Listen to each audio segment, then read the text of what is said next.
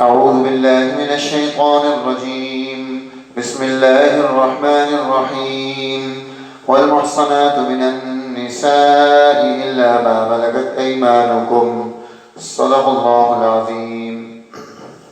محترم سامعات و سامعین، آج ہمارا 5واں پارہ ہے تفسیر قرآن پر۔ اللہ تعالیٰ نے مختلف عنوانات اور موضوعات اس پارے میں اللہ کی طرف سے گفتگو میں آئے ہیں۔ یہ سورۃ النساء کا بقیہ حصہ ہے، اور مقصد یہ تھا کہ جن وجوہات اور چیزوں کو سامنے رکھ کے سماج اور سوسائٹی ٹوٹتا ہے انہیں ختم کیا جائے۔ اس لیے یہاں قرآن حکیم نے مسلمان جماعت کو تجارت کے اصولوں کو، لین دین کو درست کرنے کا حکم دیا ہے۔ لا تأکلوا اموالکم بینکم بالباطل، باطل طریقے سے، جھوٹ سے، دھوکے سے مال مت کھاؤ ایک دوسرے کا۔ ہاں، الا ان تکون تجارتا عن تراض منکم، کہ وہ تجارت جو تمہاری آپس کی رضامندی کے ساتھ ہو۔ تو رضامندی تجارت میں یہ بنیادی اصول ہے کہ لینے والا اور جو خرید رہا ہے اور جو بیچ رہا ہے دونوں رضامندی کے ساتھ اس پر کام کر رہے ہوں۔ اس لیے اس میں بحث کرنا، مباحثہ کرنا کوئی حرج کی بات نہیں ہے، اور اچھے طریقے سے ساری گفتگو ہونی چاہیے۔ لیکن باقی طریقے مال کھانے کے ان کو شریعت نے ناجائز قرار دیا ہے۔ پھر قرآن حکیم نے یہاں رہنمائی ارشاد فرمائی کہ ہم نے اپنی زندگی کی بنیاد اللہ کے تعلق پر، عبادت پر بنانی ہے۔ وَاعْبُدُوا اللَّهَ، اللہ کا حق، وَلَا تُشْرِكُوا بِهِ شَيْئًا، اس کے ساتھ کسی کو شریک نہیں ٹھہرانا۔ پھر دوسرا فرمایا وَبِالْوَالِدَيْنِ إِحْسَانًا، ماں باپ کے ساتھ حسن سلوک، اور وَبِذِي الْقُرْبَى، اور وہ لوگ ذی القربہ جو قریبی ہیں ان کا خیال رکھنا، یتیموں کا، مسکین کا، جار ذی القربہ، اور وہ پڑوسی جو قریبی ہے، اور والجار الجنب، وہ پڑوسی جو اجنبی ہے۔ ایک رشتہ دار پڑوسی ہوتا ہے اور ایک غیر رشتہ دار ہوتا ہے۔ والصاحب بالجنب، جو آپ کے ساتھ رہنے والے لوگ ہیں، آپ کہیں جاب کرتے ہیں، کام کرتے ہیں، وہاں پر آپ کے ساتھ ہیں، گاڑی میں سفر میں ساتھ ہو گئے، تو یہ بھی آپ کا پڑوسی بن گیا تھوڑی دیر کے لیے، تو اس کا حق بھی ہے۔ ابن السبیل، کوئی مسافر ہے، راہ گزر ہے، اور اسی طرح ماتحت لوگ ہیں، ان سب کے حقوق کو سوسائٹی نے قائم کرنا ہے، اور خواتین نے ان حقوق کو قائم کرنے میں سماجی کردار ادا کرنا ہے، کیونکہ سورۃ النساء ہے کہ یہ حقوق عورتیں قائم کرائیں گی۔ اب انہوں نے کس طرح سے اپنے ارد گرد رہنے والے لوگوں سے ان حقوق پر گفتگو کرنی ہے، یہ ان کا کردار ہے کہ وہ کیسے ادا کریں گے۔ اسی لیے قرآن حکیم نے یہاں یہ بات ارشاد فرمائی کہ ان اللہ لا یحب من کان مختالا فخورا، کہ اللہ تعالیٰ کو جو اترانے والے ہیں، فخر کرنے والے ہیں، وہ پسند نہیں۔ عاجزی کرنے والے اللہ تعالیٰ کو پسند ہے۔ اس لیے ہمیں اپنی زندگی کی بنیاد عاجزی پر ڈالنی ہے۔ حقوق تب ادا ہوتے ہیں جب آپ اپنے اندر عاجزی پیدا کر لیں۔ اگر آپ نے اپنے اندر فخر رکھا تو آپ تو کسی کو کام نہیں آ سکیں گے۔ قرآن حکیم پھر اس کے بعد ہمیں حکم دیتا ہے ان اللہ یأمرکم ان تؤدوا الامانات الی اہلہا، کہ ہم امانتیں ان لوگوں کے سپرد کریں جو اس کے اہل ہیں۔ اب امانت، یہ دین بھی امانت ہے۔ اسی طرح ہمارے اندر جو صلاحیتیں ہیں وہ نسل کی امانت ہیں کہ ہم نے ان میں منتقل کرنی ہے۔ ماں کی خوبیاں اس کی بچوں میں آئیں گی، باپ کی خوبیاں اس کے بچوں میں آئیں گی، دادا، نانا، دادی، نانی کی خوبیاں اس کی جانا نسل میں آئیں گی۔ تو اب یہ جو خوبیاں ہیں یا ان کے اندر جو برائیاں ہیں، وہ جو کچھ بھی ہے وہ آگے منتقل ہو رہا ہے۔ تو اس لیے حکم دیا کہ ہم امانات کو درست طریقے سے ادا کریں۔ اب ہر ایک کا امانت کے اعتبار سے اپنا رول ہے، جیسے بادشاہ کی کیا امانت ہوگی، قاضی کی کیا امانت ہوگی، جو ہے جج جو ہوتا ہے، اور اسی طرح کسی عالم کی مفتی کی کیا امانت ہوگی، اور اسی طرح دکاندار اور تاجر اور بزنس مین کی کیا امانت ہوگی. سب نے اپنے اپنے جو ہے درست کردار ادا کرنے ہیں. اور فرمایا کہ تمہیں اپنے معاملات میں عدل کو قائم کرنا چاہیے، جب فیصلہ ہو تو عدل کے ساتھ ہو. اب یہاں اس بات کی طرف رہنمائی دی. پھر اللہ تعالیٰ نے یہاں ایک واقعہ پیش کیا.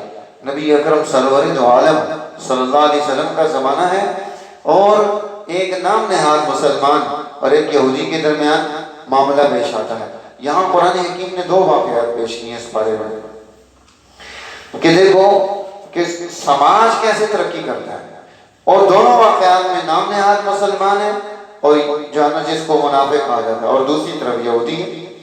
ایک کا معاملہ زمین کا تھا، اللہ کے نبی نے اس کے حق میں فیصلہ کر دیا، انہوں نے قبول نہیں کیا، اور یہ فیصلہ حضرت عمر رضی اللہ عنہ کے پاس لے کر گئے.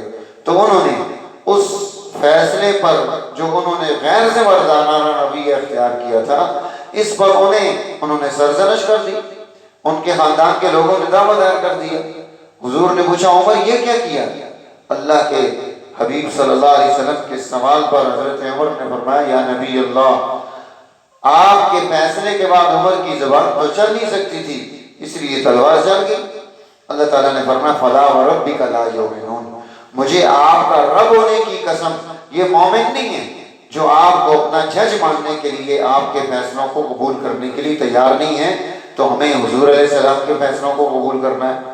اور دوسرا واقعہ کہ اس نے ایک یہودی کے گھر سے چوری کی، ایک گھر سے چوری کی، اور چوری کر کے وہ سامان جو ہے یہودی کے پاس رکھوا دیا. اب وہ چونکہ آٹا بھی ساتھ تھا اور اس میں سوراخ تھا تو ساتھ ساتھ وہ سب جو ہے نا وہ گرتا گیا. جب گھر والوں نے دیکھا نقب زدی ہوئی ہے، اندر سے مال نہیں ہے، تو انہوں نے جب تلاش کیا تو انہیں مل گیا. وہ یہودی کے گھر پہنچ گئے. اس نے کہا ہاں سامان تو پڑا ہے، فلاں بھی رکھوا کے گئے.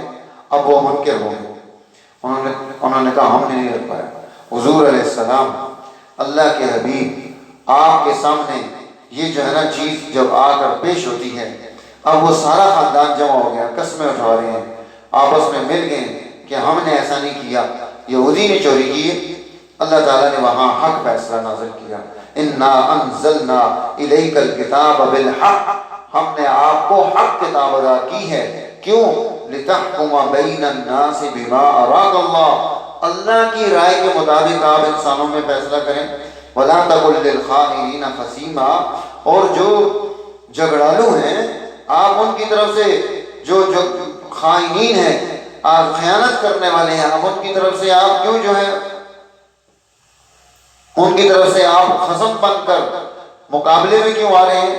منع کر دیا اللہ کے حبیب صلی اللہ علیہ وسلم کو کہ یہ راتوں کو جب مشورے کر رہے تھے اور یہ لوگوں سے شرمندہ ہو رہے تھے، اور یہ اللہ سے شرمندہ نہیں ہو رہے تھے کہ اللہ بھی دیکھ رہا ہے، ہمارے تمام مشوروں کو سن رہا ہے، رات کو بیٹھ کر جو ہم میٹنگ کرتے ہیں اسے پتہ ہے.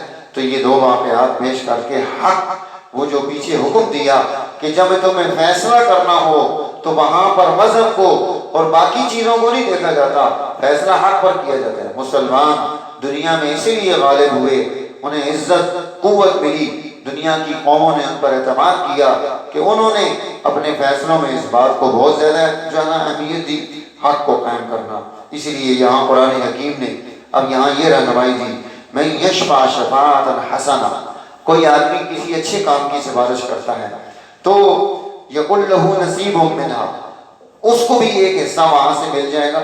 ومن یشفع شفاعتا سیئہ، جس نے کسی بری چیز کی سفارش کر دی یقل لہو کفل منہا، اس پر بھی بوجھ آئے گا جس نے سفارش کی ہے. اس لیے ہاں ناحق سفارش نہ کریں، چونکہ خواتین انہوں نے یہ کردار ان کا بہت زیادہ ہے تو انہوں نے اس کردار کو قائم کرنا ہے. تو اس لیے اب وہ کسی وقت مجبور بھی کر رہی ہوتی ہیں کہ نہیں یہ کام اس طرح سے ہو جائے، اور ان کی سفارش اگر غلط ہے تو ان پر اس کا بوجھ آئے گا، وہ جرم میں برابر شامل ہو جائیں گی. اسی طرح خواتین کے علاوہ کوئی بھی ہے اگر کسی نے کسی غلط آدمی کو اپنی سفارش کی بنیاد پر اس کو کسی مقام پر کھڑا کر دیا اور اس نے وہاں پر غلط فیصلے کیے، گمراہی پیدا کی، سوسائٹی کو برباد کیا، ملک کو ویران کیا، ان تمام چیزوں کا بوجھ اور گناہ اور وزر وہ اس آدمی پر بھی ہوگا جو سفارشی بن کر گیا، اس لیے ہم نے کس کی سفارش کرنی ہے اس کو بھی دیکھنا ہے۔ اسی طرح فرمایا وَإِذَا حُيِّيتُم بِتَحِيَّةٍ فَحَيُّوا بِأَحْسَنَ مِنْهَا، اگر تمہیں کوئی دعا دیتا ہے تو تم اس سے اچھی دعا اس کو دو، اگر اچھی نہیں دے سکتے ردوها، ویسی دعا اس کو دے دو۔ تو اس لیے اپنی زبان سے دعا کے کلمات نکالنا اور دینا یہ بہت ضروری چیز ہے، چونکہ ہمارے ہاں عادت ہے کہ جب ہم غصے میں ہوں تو اس وقت ہم جو ہے بددعائیں بھی دے دیتے ہیں۔ مائیں اس بات کا خیال رکھیں، اپنے بچوں کو ایسی کوئی بددعا نہ دے دیں کہ بعد میں وہ بچے جو ہے نا اس بددعا کی وجہ سے اس غلط چیز میں مبتلا ہو جائیں، آپ کے لیے مسئلے پیدا ہو جائیں۔ اس لیے اچھی دعاؤں کی عادت، اس کا رواج، ہر چھوٹی سی چھوٹی بچی نے کب لا کر دی ہے، اللہ تجھے برکت دے، اس نے پانی لا کر دیا ہے، اللہ تجھے حوض کوثر سے پلائے، کوئی کام کر دیا ہے، اللہ تیرے مقدر اچھے کرے، اللہ تجھے نیک کرے، اللہ تجھے ہدایت دے، اللہ تجھے برکت دے۔ ہر وقت اپنی زبان سے اپنی نسل کے لیے، ارد گرد رہنے والے لوگوں کے لیے ہماری زبان سے دعا نکلنی چاہیے، اور جب کوئی کسی کو دعا دے تو وہ واپسی پر بھی اسے یہی کہے کہ اللہ تجھے بھی یہ عطا کر دے، اس سے بہتر عطا کرے۔ تو ہم نے اس کی طرف بھی رہنمائی دینی ہے۔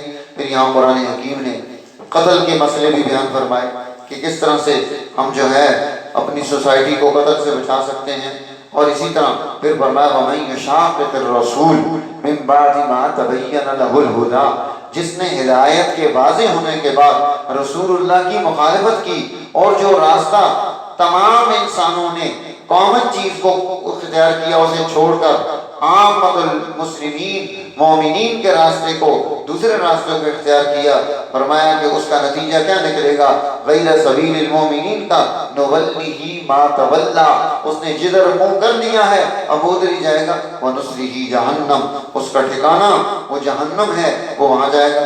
پھر فرمایا وَمَن يَعْمَلْ مِنَ الصَّالِحَاتِ مِن ذَكَرٍ أَوْ أُنثىٰ وَهُوَ مُؤْمِنٌ، کوئی مرد ہو یا عورت اگر وہ نیکی اور خیر کا کام کرے تو اس میں نیکی اور خیر کے کام پر اللہ کی طرف سے انعام ملے گا، فَأُولَٰئِكَ يَدْخُلُونَ الْجَنَّةَ، وہ جنت کے مستحق بنیں گے۔ اس پر اور بھی تفصیلات آئیں گی انشاءاللہ آگے۔ تو اس طرح قرآن حکیم نے یہاں خواتین کے حقوق بھی بیان فرمائے، منافقین کے حالات بھی بیان فرمائے، اب ان پر جو تکلیفیں آ رہی تھی اس کے بارے میں پھر وضاحت فرمائی، ما یفعل اللہ بعذابکم، اللہ تعالیٰ نہیں چاہتا کہ کسی کو عذاب دے، ان شکرتم و آمنتم، اگر تم اپنے اندر دو چیزیں پیدا کر لو، شکر اور دوسری چیز آمنتم، ایمان لے کر آنا۔ اس لیے ہمیں اس کا بھی اہتمام کرنا ہے۔ ہماری زبان سے ہمیشہ ناشکری کی باتیں نکلتی رہتی ہیں، اتنی نعمتیں ہوں گی وہ ہم نہیں گنیں گے، لیکن جو نہیں ہے وہ ہم یہ بھی نہیں ہے یہ بھی نہیں، جو ہے اے اللہ اس پر تیرا شکر ہے تو اس سے بڑھتا ہے، اور اللہ پر ایمان لانا۔ فرمایا وَقَانَ اللَّهُ شَاكِرًا عَلِيمًا، اصل بات یہ ہے کہ اللہ قدردان بھی ہے، جاننے والا بھی ہے۔ اللہ تعالیٰ عمل کی توفیق نصیب فرمائے۔